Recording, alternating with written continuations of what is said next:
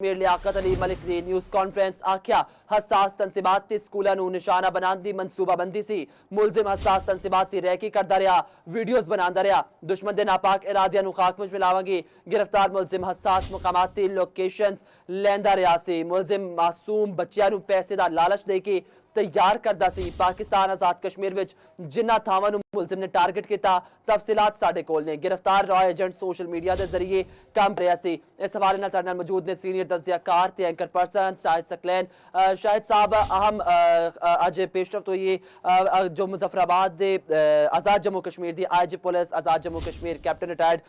लियाकत अली साहब ने news conference की। उन्होंने आके दसिया कि राह लई काम करने वाला एजेंट गिरफ्तार किया है। किस तरीके दे नाल मामलात जो ने चलते जाएंगे। एक पासे पाकिस्तान अमन कोशिश कर रहा है, दूजे पासे इस तरह की हरजा सराई दी कोशिशां कीतियां जा रही ने वतन के खिलाफ। वेखो जी,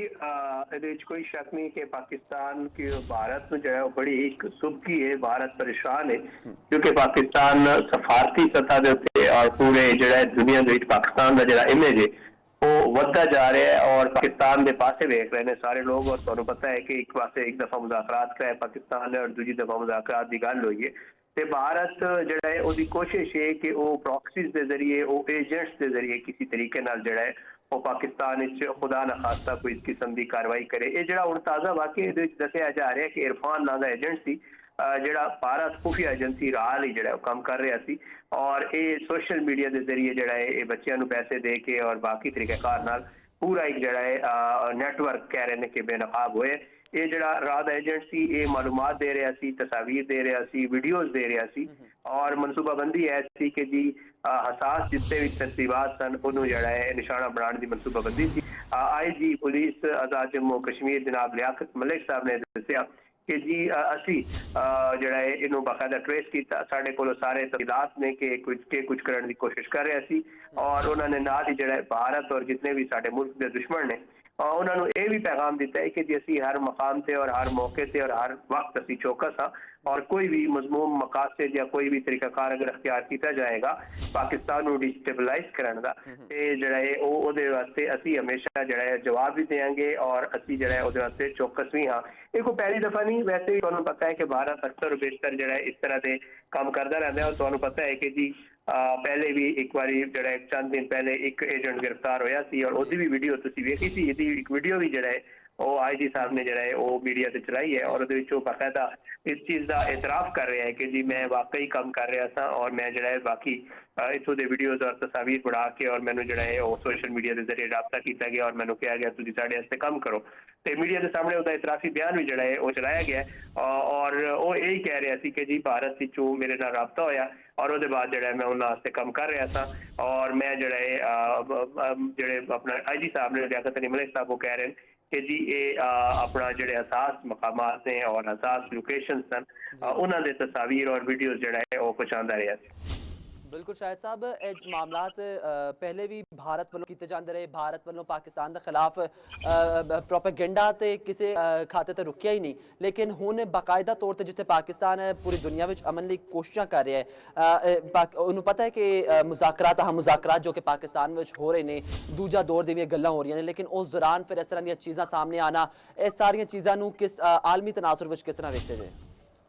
देखो ये कोई शक नहीं, भारत एक्चुअली चाह यही रहा है कि जी पाकिस्तान का जो एक इमेज बनया और पाकिस्तान पूरी दुनिया के पता है कि पाकिस्तान में ना लिया जा रहा है। जिथे भी तुसी कोई नेशनल इंटरनेशनल कोई भी तुसी अगर मीडिया आउटलेट्स देखो उन्होंने अखबारात होने जे भी होने जो वाजे तौर पर पाकिस्तान की अस्करी क्यादत फील्ड मार्शल सैयद आसिम मुनीर का या वज़ीर आज़म शहबाज शरीफ का या साढ़े वज़ीर खारजा जनाब इसाक डार साहब का जिक्र मिलता है तुहानू और तुहानू ये भी पता है कि साढ़े वज़ीर आज़म साहब और साढ़े फील्ड मार्शल साहब इस वक्त जो है वो दो अहम दौरा ते ने। फील्ड मार्शल साहब जो है वो ईरान गए सन कल और जो शहबाज शरीफ साहब ने 4 मुल्कों के दौरे करेंगे और जी एक लेटेस्ट डिवेलपमेंट्स हो रहे हैं खिते और ये भी कोई शक नहीं कि जी बस जो साढ़ा खिता है ये पाकिस्तान का जो असर रसूख है वो बहुत ही ज्यादा बढ़ते जा रहा है। इस वास्ते भारत को पहले ये मंजूर नहीं सी कि पाकिस्तान का इमेज बेहतर हो, पाकिस्तान का असर रसूख बेहतर हो या पाकिस्तान जो है दूजे ममालिक वास्ते बेहतरी का कोई कम करे। इस वास्ते भारत पहले भी कोशिश करता रहा सी और भारत की हुण भी यही कोशिश है कि जितने भी मामला पाकिस्तान वास्ते बेहतर हो रहे हैं उन्होंने किसी भी तरीके जो है सबोताज किया जाए ਔਰ ਜਿਹੜਾ ਉਹਨਾਂ ਦੀ ਕੋਸ਼ਿਸ਼ ਇਹ ਹੀ ਹੈ ਕਿ ਪਾਕਿਸਤਾਨ ਨੂੰ ਕੋਈ ਇਹੋ ਜਿਹਾ ਕੰਮ ਕਰਕੇ, ਕੋਈ ਇਹੋ ਜਿਹਾ ਦਹਿਸ਼ਤਗਰਦੀ ਜਾਂ ਇਹੋ ਜਿਹਾ ਕੰਮ ਕਰਕੇ ਪਾਕਿਸਤਾਨ ਨੂੰ ਡਿਸਟੇਬਲਾਈਜ਼ ਕੀਤਾ ਜਾਏ, ਤਾਂ ਕਿ ਜਿਹੜੇ ਆਉਣ ਵਾਲੇ ਮੁਜ਼ਾਕਰਾਤ ਕਿਹਾ ਜਾ ਰਿਹਾ ਹੈ ਕਿ ਦੁਬਾਰਾ ਪਾਕਿਸਤਾਨ ਵਿੱਚ ਹੋਣ ਜਾ ਰਹੇ ਨੇ, ਭਾਰਤ ਚਾਹ ਰਿਹਾ ਕਿ ਇਹ ਮੁਜ਼ਾਕਰਾਤ ਜਿਹੜਾ ਉਹ ਪਾਕਿਸਤਾਨ ਵਿੱਚ ਨਾ ਹੋਣ, ਕਿਉਂਕਿ ਪਾਕਿਸਤਾਨ ਵਿੱਚ ਅਗਰ ਦੂਜੇ ਵਾਰੀ ਮੁਜ਼ਾਕਰਾਤ ਹੋ ਗਏ, ਇਸਲਾਮਾਬਾਦ ਰਿਕਾਰਡ ਹੋ ਗਿਆ, ਇਸਲਾਮਾਬਾਦ ਵਿੱਚ ਕੋਈ ਮੁਆਹਦਾ ਹੋ ਗਿਆ ਅਮਰੀਕਾ ਔਰ ਈਰਾਨ ਦਾ, ਤੇ ਉਹ ਫਿਰ ਭਾਰਤ ਵਾਸਤੇ ਬਹੁਤ ਹੀ ਜਿਹੜਾ ਹੈ ਵੱਡੀ ਸੁੱਕੀ ਹੋਏਗੀ। ਤੁਸੀਂ ਕੱਲ ਵੀ ਵੇਖਿਆ ਹੋਏਗਾ ਕਿ ਭਾਰਤ ਦੇ ਅੰਦਰ ਜਿਹੜਾ ਹੈ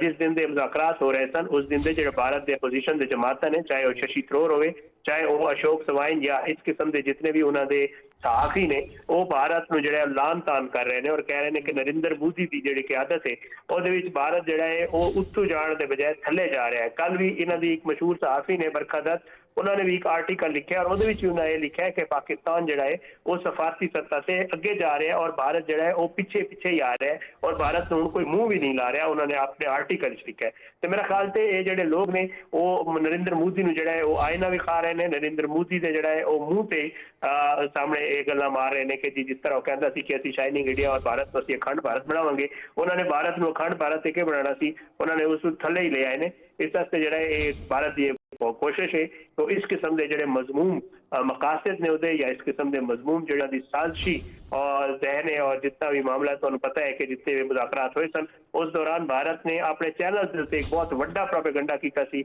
और जिस वक्त जेडी वैस और बाकी लोग ਇੱਥੇ आ रहे सन ਤੇ ਭਾਰਤ ਦੇ ਚੈਨਲ ਨੂੰ ਵੇਖ ਕੇ ਲੱਗਦਾ ਸੀ ਕਿ ਉੱਥੇ ਸ਼ਾਇਦ ਕੋਈ ਮੌਤ ਹੋ ਗਈ ਉਹਨਾਂ ਦੀ ਔਰ ਵਾਰ-ਵਾਰੀ ਕਹਿ ਰਹੇ ਸਨ ਕਿ ਜੀ ਇਹਨਾਂ ਨੂੰ ਨਹੀਂ ਜਾਣਾ ਚਾਹੀਦਾ ਪਾਕਿਸਤਾਨ ਤੇ ਇਹਨਾਂ ਨੂੰ ਬਿਲਕੁਲ ਵੀ ਨਹੀਂ ਜਾਣਾ ਚਾਹੀਦਾ लेकिन फिर होया कि वो पाकिस्तान भी आए गलबात भी हुई और गलबात भी बड़ी अच्छी पेशरफ्त हुई ईरान ने तस्लीम किया और अमरीका ने तस्लीम किया और भारत वास्ते एक बहुत बड़ा झटका है और इस खिते में भारत अपने आप में चौधरी समझदा सी और भारत ये समझ रहा सी कि मेरे बगैर इतने कोई कम नहीं होएगा लेकिन हुण क्योंकि अलहमदुलिल्लाह ये सूरत हाल हो गई है कि साड़ी अस्करी ते सियासी क़यादत ने पाकिस्तान उत्ते पहुंचा दिता है जिससे सारी दुनिया जिहड़ी है वो पाकिस्तान के उत्ते एतमाद कर रही पाकिस्तान का नाम ले रही है इस वास्ते भारत में ये चीज़ हजम नहीं हो रही और इस किस्म के जितने भी मजमूम का अजायम ने मजमूम मकासद ने मजमूम काम ने भारत के और नरेंद्र मोदी की हुकूमत के वो फिर कर रहे हैं और आज़ाद कश्मीर तो पता है कि सेंसिटिव मामला है साढ़े वास्ते और जिहड़ा है उन्होंने कोशिश यह सी कि जी उत्थे कोई इहो जिहा मामला कर दें ताकि जिहड़ा है पूरी दुनिया के पैगाम जाए कि पाकिस्तान सेफ नहीं पाकिस्तान सिक्योर नहीं इस वास्ते जो उन्होंने सब कुछ किया है लेकिन अल्लाह का शुक्र है कि पहले भी उन्होंने मुँह च मिट्टी पाती रही है पहले भी उन्होंने नाकाम होते रहे हैं और हुण भी नाकाम हुए हैं और आइंदा भी इंशाअल्लाह जो है भारत और नरेंद्र मोदी की जो मजमूम मकासद ने उन्होंने इंशाअल्लाह एक बार फिर जो है वो नाकामी भी होएगी और वो बिल्कुल जो है बेनाम मुराद ही रहेगी। बिल्कुल शाहिद साहब इस हवाले नाल एक अहम चीज़ जो सामने आई है कि एजेंट सोशल मीडिया के जरिए तमाम मुआवरत कर रहा सी सोशल मीडिया के थ्रू वीडियोज़ ते तस्वीरां उन्होंने शेयर कर रहा सी इस हवाले नाल सोशल मीडिया के तनासुर विच सोशल मीडिया इस्तेमाल करन दा दे हवाले नाल जो किरदार वेखदे जे सोशल मीडिया का पाकिस्तानी नौजवानों के हवाले नाल कि किसी भी जिम्मेदारी का मुजाहरा उस चीज़ नूं किस तरीके दे नाल वेख रहे जी दोस्तों ये कोई शक नहीं कि जो सोशल मीडिया है वो अजकल साडा एक मसला ये है कि साडा कोई चेक एंड बैलेंस कोई नहीं सोशल मीडिया पे वालिदैन ने जो है वो अपने नौजवान बच्चे बच्चियां मोबाइल फोन गैजेट्स लेके दे देते हैं और इंटरनेट की फरावनी है इंटरनेट मुयसर है चाहे तुम ऑफिस हो चाहे स्कूल हो चाहे घर हो तो मुसलसल इंटरनेट मुयसर है वाईफाई की सूरत और फिर ये नहीं पता होता कि जी सारे बच्चे जो है मोबाइल फोन से के कर रहे हैं गेम खेल रहे हैं किसी नाल गलबात कर रहे हैं कि मामला है असी वालदैन भी इस मामले से चेक एंड बैलेंस नहीं रखते नाल ये भी है कि हुकूमत की तरफ कोई भी कोई खास जो है सोशल मीडिया के हवाले नाल चेक एंड बैलेंस का सिस्टम कोई नहीं जिसे इस किस्म के मकान जो राइज सामने आ रहे हैं क्योंकि जेडे दुश्मन ने साडे मुल्क के ਜਿਹੜੇ प्रोपेगेंडा करते हैं उन्होंने सारा तो वड्डा जो टूल है सोशल मीडिया ही है और सोशल मीडिया के उत्ते तुहानूं पता है कि बिल्कुल यंग लाट है वो बच्चे होंगे ने जिन्होंने क्योंकि चीज़ों का पता नहीं होता वो बिल्कुल जो उन्होंने जहन कच्चे होंगे ने उन्होंने क्योंकि जो स्कूल होंगे ने और वापस आके सोशल मीडिया यूज कर रहे हैं उन्होंने नहीं पता होता कि सही के और गलत के और साडे नाल जो बंदा गल कर रहे हैं आया साडा दोस्त है या दुश्मन है ये कोई शक नहीं कि सोशल मीडिया का जो इस्तेमाल है वो बड़ा चेक एंड बैलेंस होना जरूरी है ताकि साडे जो मुल्क के बच्चे ने साडे जो मुस्तकबिल ने